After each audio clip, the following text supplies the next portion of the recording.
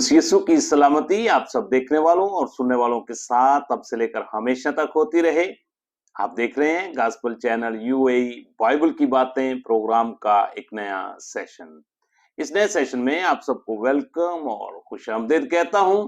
अजीजों, आज का हमारा नया मौजू, आज का हमारा नया टॉपिक आमद का मौसम, एडवेंट सीजन, क्रिसमस का सीजन, आमद के अयाम।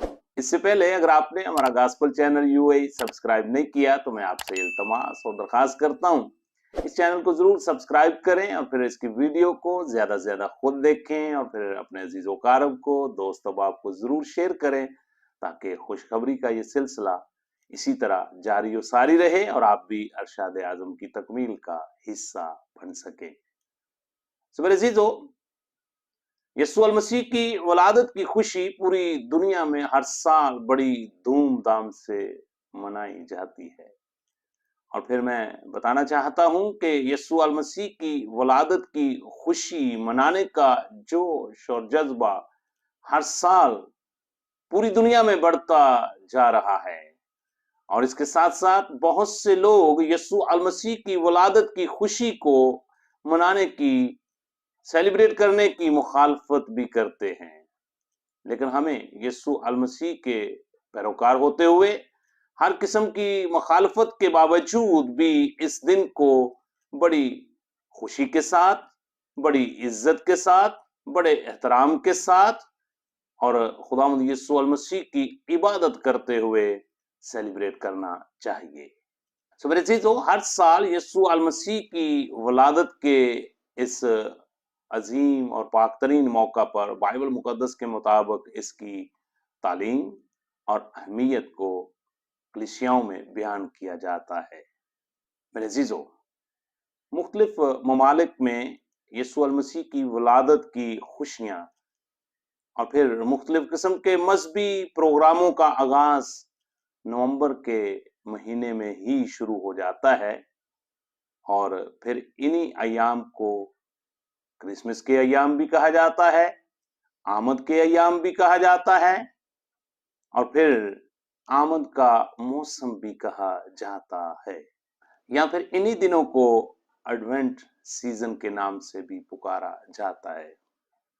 बताना चाहता हूं कि एडवेंट लफ्ज जो है ये बेसिकली लातीनी जबान का लफ्ज है और ये एडवेंटस लफ्ज से निकला हुआ है, जिसका मतलब है आमद, जिसका मतलब है आना, जिसका मतलब है जाहिर होना। सो मेरे अजीजों, जब हम कदीम जमाना का मुतालिया करते हैं तो 380 यानी कि पहली ईस्वी में आमद के अयाम जो हैं इनको सेलिब्रेट करना दीन मसीहत में शुरू किया गया। इन अयाम को मनाने का, सेलिब्रेट करने का जो मकसद है वो यीशु अल मसीह की आमद यानी वलादत के लिए अपने आप को तैयार करना है। मेरे अजीजों, कदीम जमाना में आमद के दिन 7 हफ्तों पर मुश्तमिल थे और उसके बाद 5 हफ्तों का दौरानिया मुकर्रर कर दिया गया। बताना चाहता हूं कि इसका मकसद और पर्पस था कि थोड़े अरसे में ज्यादा अपनी जिस्मानी और रूहानी जिंदगी पर गौर व खौज करके यीशु अल मसीह को अपना शख्सी नजात दहिंदा कबूल करने की तैयारी की जाए।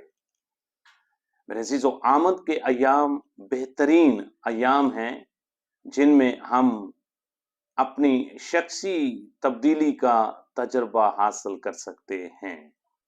यीशु अल मसीह को अपना शख्सी नजात दहिंदा कबूल करें। यीशु अल मसीह को रूहानी और जिस्मानी जोशो खरोश के साथ और बड़ी अकीदत के साथ अपना शख्सी नजात दहिंदा कबूल करने की जरूरत है और इन अयाम में अपने आप को तैयार करने की जरूरत है।